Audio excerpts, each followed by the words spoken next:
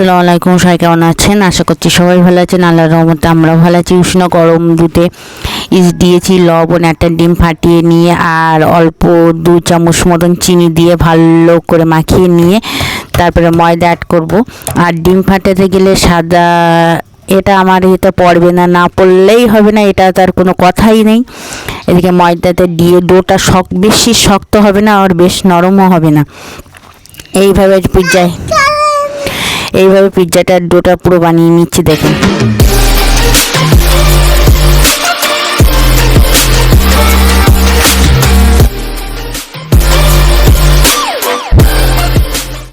তুমি পিৎজা বানাচ্ছ কেন? তার করতে কেন শুকিয়ে যাবে। হালকা সাদা তেল দিয়ে আমি ঢেকে রেখে দিচ্ছি 1 ঘন্টা পরে দেখুন ডোটা ভালোভাবে ফুলে উঠেছে। আর এইদিকে আমি চিকেনটা ম্যারিনেট করে নেব, নিয়ে তারপর কিছুক্ষণ পরেই চিকেনটা ভেজে নেব।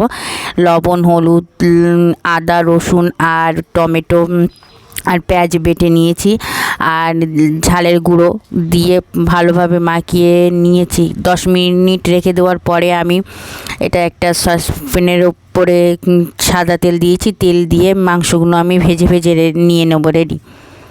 আর এদিকে কিউব করে টমেটো পেঁয়াজ কেটে নিয়েছি, মাংসটা আমি ভাজা করে নিয়েছি। আর এদিকে আমি একটা ডিমও ভেজে দেবো। ডিমটা একদম ঝুরি করে ভেজে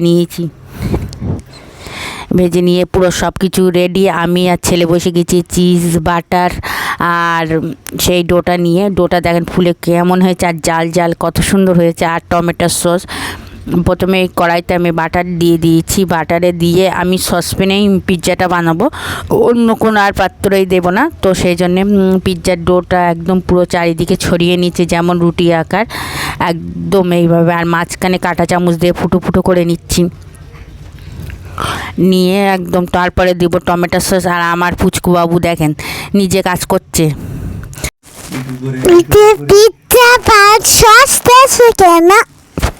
তারপর প্রথমে ফার্স্টে টমেটো সস দিয়েছি, তারপরে দিয়েছি ডিম যে ভুজা করে রেখেছিলাম ওটা, আর দিয়েছি চিকেন। তারপরে পেঁয়াজগুলো যেগুলো কিউব করে কেটে পেঁয়াজ টমেটো সবগুলো আমি ঠিকভাবে সাজিয়ে নিয়েছি। এবার দিতে হবে মন ভরে চিজটা দিতে হবে যেমন মনে। চিজ দেওয়ার সময় কোনো কিপটামি করা যাবে না, যত চিজ দেবে তত সুন্দর স্বাদ হবে। আর দেখেন কালারফুল কেক কত সুন্দর লাগছে, দেখেন আমার সোনা পাখি। তার এইদিকে আমি গ্যাস অন করে দিয়েছি, একদম লো হিটে আমি 30 মিনিট বেক করে নেব।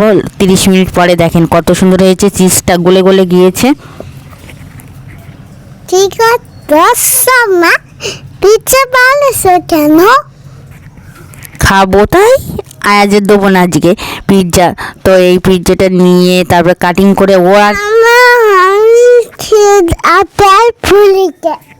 পেট ভরে গিয়েছে ওর পিৎজাটা। আর পিৎজাটার স্বাদটা অসাধারণ হয়েছিল। তো ভিডিওটা আজ এই পর্যন্তই। সবাই ভালো থাকবেন, সুস্থ থাকবেন, আজ ব্লগের সাথে থাকবেন, আমাদের জন্য দোয়া করবেন। খোদা হাফেজ, বাই বাই, টাটা। টাটা। محمد نبينا بنور هدينا